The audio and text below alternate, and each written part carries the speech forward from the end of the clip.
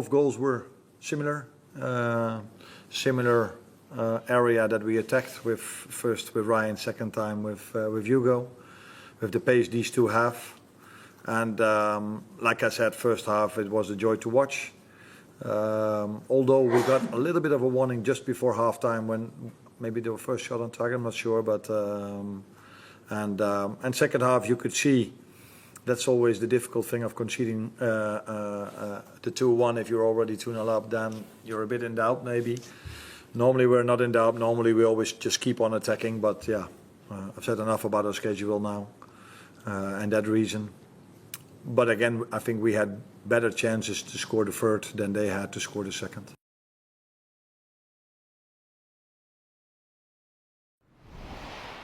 Looking smart in his blazer.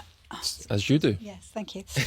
Look, I've got to talk about Ryan Gravenberch because is he a bit underrated, do you feel? Is he kind of like the best pivoting midfielder in the Premier League right now? I mean, definitely there's a conversation for it right now, especially in the Premier League. That he's been so good in that position since Slot took over and gave him that new role where he's kind of that quarterback midfielder, that defensive midfielder, but he's getting forward as well. Today, that goal he scored is unbelievably hard. The ball from Salah was a great pass. The ball is actually going away from him and then he's hit it as it's bounced up into the far corner. That is such a hard technique and he made it look so easy. And then even the pass for the Ekitike's goal, the assist, it was a great pass, well weighted. And then obviously Ekitike, touch, bang, he's in form as well. And like you said there, Wirtz is on the bench, Isak is on the bench.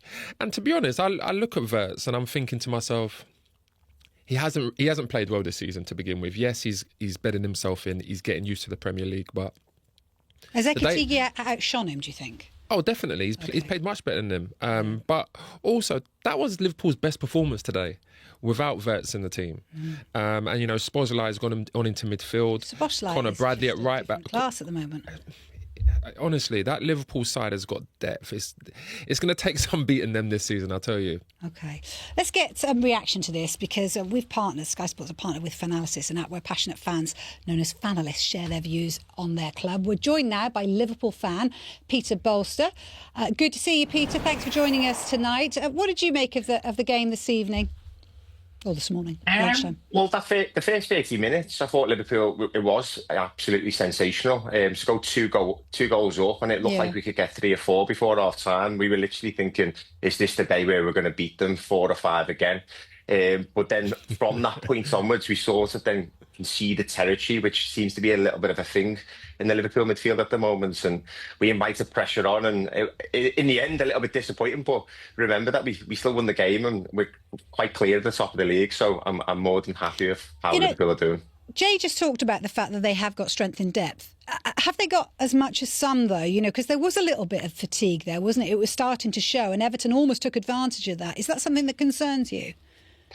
In the short term, if you rewind and you think about the start of the season, it's always a tricky period getting your players fit because the pre-seasons are even shorter at this time. And when you brought in a bunch of new lads to come into a new team and a new system and get them going, yeah, of course, you've got 3 games in the last 6 days. It hasn't even been a week; it's 6 days. But this is the patch where I think is the most trickiest, and we're coming through it with victories. So I think it's more of a concern for the rest of the Premier League, what Liverpool are doing right now. Pete, obviously, I think today was Liverpool's best performance as a team. And we spoke about it before. We put all these new players coming into the starting lineup, you know, Kerkez, Frimpong, like all the new players. But today, without Wirtz in the side, it seemed like Liverpool played better football, more fluid football, more flowing football. What do you think? Yeah, I tend to agree, but that's also because they need time to gel, isn't it? And like you just said, then it's not just Florian Wirtz coming into the side, so we can pick on him. But if you think about it, there was Conor Bradley, who wasn't Liverpool's right back last season, regardless of him being at the club. It was Trent Alexander-Arnold. Kirk's the new left back. Ekitike's new. Gakpo looks to be played more well deeper. Today, I thought. Yeah, I thought he was excellent. He was, because there was a bit of criticism, wasn't there, in the last game? But he played well today. I thought he was strong, solid, got forward well as well.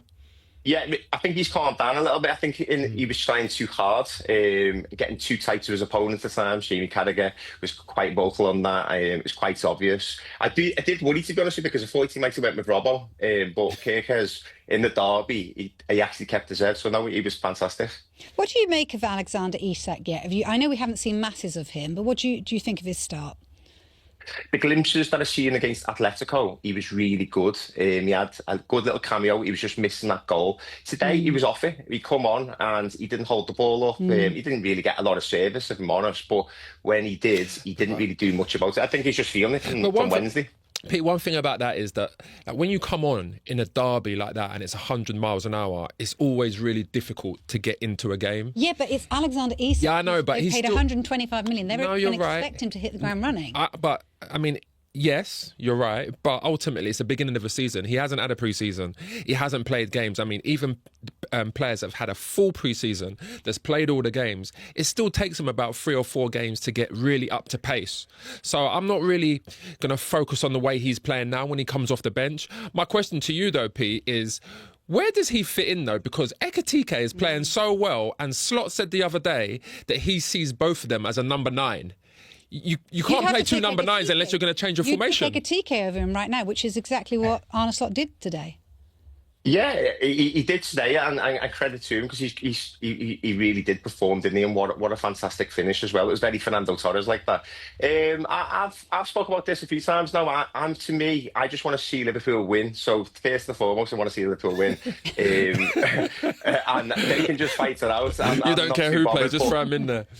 As long as they win, I think the best player is always the player who's on the bench at times, because you, as a football fan, after 60 minutes, you're like, well, we need something different here. Can you get him on?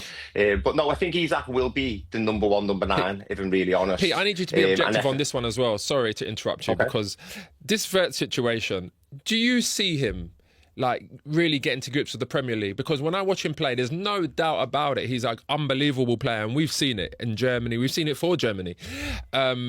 But in the Premier League, I know it's early doors, but he does look like he's treading water. He does look like he's a bit lightweight. What do you think? No, I think he's even come out in an interview a couple of weeks ago, and he said that he's adapting to the physicality. But against Atletico, and I know it was the Champions League and it wasn't the Premier League, he was sensational against Atletico. It was his best performance. I watched a different game to you, Peter. I'll be honest. Yeah.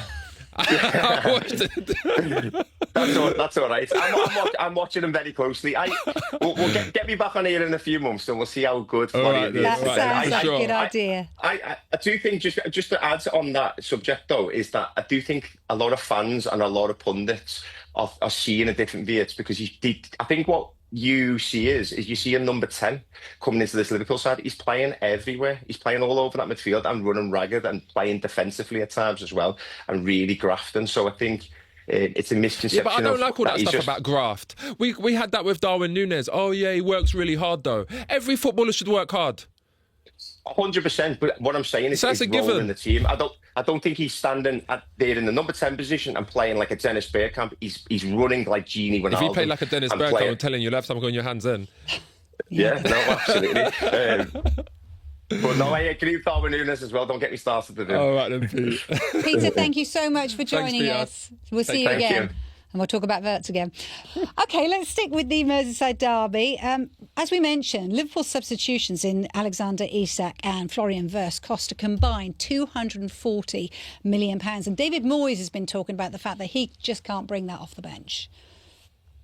I said many times, and I've said it again, and I'm repeating myself, you know, we don't have the 70s or 80s or even more it takes to buy certain players. We've had to buy within our means, and we'll hugely support the ones we've got, because they'll score us goals, and I'm sure they'll get quite a few by the end of the season. So I thought Barry came on and had moments as well, linked to play a couple of times, so he had bits of that, but he's still learning as well, and certainly it's a big place to learn coming to Anfield.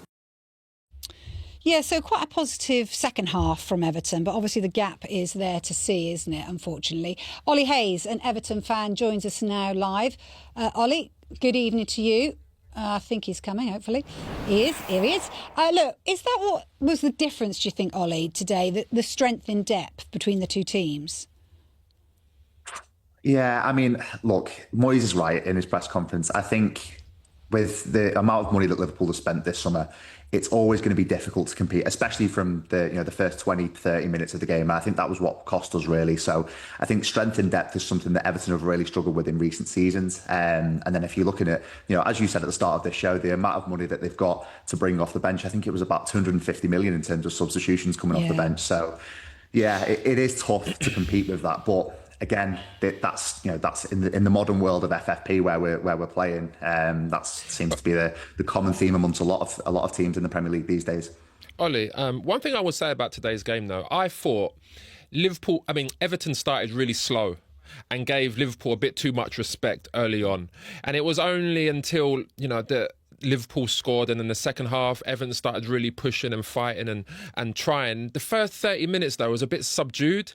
When I watch Everton play, I always think if they had a really good striker, they'd win more games and they'd score more goals. And again, that was the story of it today. Like Beto, yeah, he's a good forward. He puts himself around, but there was a few chances he had, half chances, where other forwards might have scored those.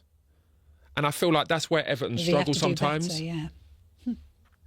But listen, you're spot on. I think a lot of people have said in recent weeks that the front three behind Beto is worthy of a top six place. I think I absolutely agree with that. Jack Grealish, Dewsbury Hall, Iliman Ndiaye, they're three fantastic players and can really create your chances. So if you're giving chances to the likes of Beto and he's not finishing them off, it's almost doing a disservice to those three that are playing in behind. So I do massively agree with it. Listen, we were waxing lyrical when we played Wolves a few weeks ago, me and you, Jay, talking about Beto. Yeah. And I think I do agree with you. He does put himself about, and he can really be effective against certain teams. But today, I think he bottled it at times a little bit. And it was kind of a key teller when David Moyes took him off at half-time for a 22-year-old Tierno Barry. I think that's when you're not having a good game, is when you come off at half-time in a big game like this. But even then, Ollie, like I look at the recruitment. Let's talk about the recruitment, because you look at Beto and you look at Barry, and there's a lot of similarities there. They're not like very different. It's not like you've got a quick nippy forward and then you've got one that puts himself around like Beto. They're very much the same profile. And like Vicky said there, like Liverpool are going to go and spend like 2, 3, whatever hundreds of millions they can spend. I feel like Everton need to get their recruitment right more than anything and start moving like Brighton do. Go into the youth system. Everton's always had good youth players. Yeah, no, definitely. I agree with you to some extent. I think one thing that has happened in recent seasons, because we've been so hamstrung by FFP, is we've looked to cash in on our youth talent quite early. Yeah. I think one example that springs to mind is Ishe Samuel-Smith. We sold him for around £3-4 million to Chelsea, I think 2-3 seasons ago, and he's started really well in a Swansea shirt, obviously having a very good performance against Nottingham Forest in the Carabao Cup midweek. So I think, yeah, on the one hand, I do agree with you. We do have a good youth setup, but it's taken a hit in recent seasons. So it's going to take obviously a while to get that back up to speed. In terms of recruitment, I do agree with you. I think our recruitment's been really poor in recent seasons, but I think this year, moving to this committee model, I think it's the first time we've really seen decent recruitment with Everton. Look, Dewsbury Hall, I think, is a great signing. Grealish is a great signing. Tierno Barry, Merlin Roll, I think they're your development signings that you've brought in. Obviously, Merlin Roll wasn't in the squad today. I think he picked up a minor knock in training yesterday, which was confirmed by David Moyes. But I do agree with you. You live and die by your recruitment, and it has to be better. But I think this summer and the business that we did do, I think is a step in the right direction. All right, Ollie, thank you so much for joining us this evening. Thanks, Ollie.